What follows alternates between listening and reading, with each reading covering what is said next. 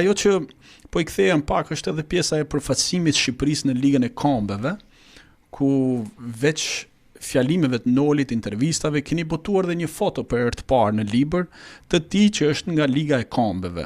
Edhe në promovimin e librit kur bëm këtu te Kisha e Shëngjergjit, e vut theksin te kjo fotografi. Si ju arritët të gjeni, si ndodhi kjo? Po, unë kisha dikush nga Pogradeci më kishte dhënë një sinjal që ekzistojnë disa foto në arkivin e Ligës Kombeve. Unë kisha parë arkivën faqe për faqe, dhe ajo është një arkiv gjigante në fakt, dhe nuk është se kisha gjetur në një fotografi.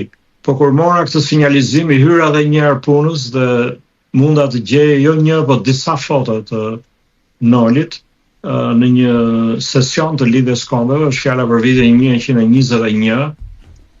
Aty ai ka një foto tjetër me Mitat Frashërin dhe me disa të tjerë të ulur në ato ulseve e Ligës Kombeve. E Ilmosin e me këto... Ilmosin, jo, nuk është tamam ajo, po nese, edhe Ilmosi është tek ajo fotoja tjetër, nuk është përfshirë në këtë libër, sepse unë e kam gjetur fotografin më vonë. Po, është një e parafërt, po ka dalë pastaj, kam gjetur disa fotografi nga Liga e Kombeve, që janë gjë rrallë, me thënë drejtën. Edhe fotografia e kopertinës librit është fotografia zyrtare që Noli ka bërë në Ligën e Kombeve. Po, kjo është fotoja zyrtare dhe kam gjetur me cilësi shumë të mirë, shumë të saktë.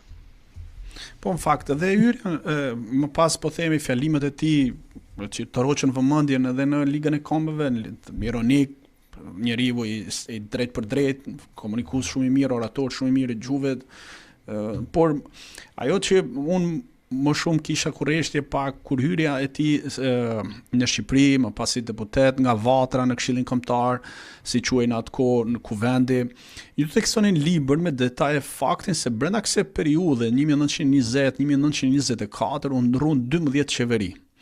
Dhe e fundit ishte e Nolit. Pse dështoi Noli si kryeministër? Noli dështoi për një sër arsyesh. E para, kjo ishte një qeveri që kishte ardhur në fuqi me kryengritje, me revolucion. Dhe kështu që ajo nuk mori dot njohje nga Britania e Madhe. Nuk duhet të harrojmë që atëherë Britania ishte fuqia kryesore.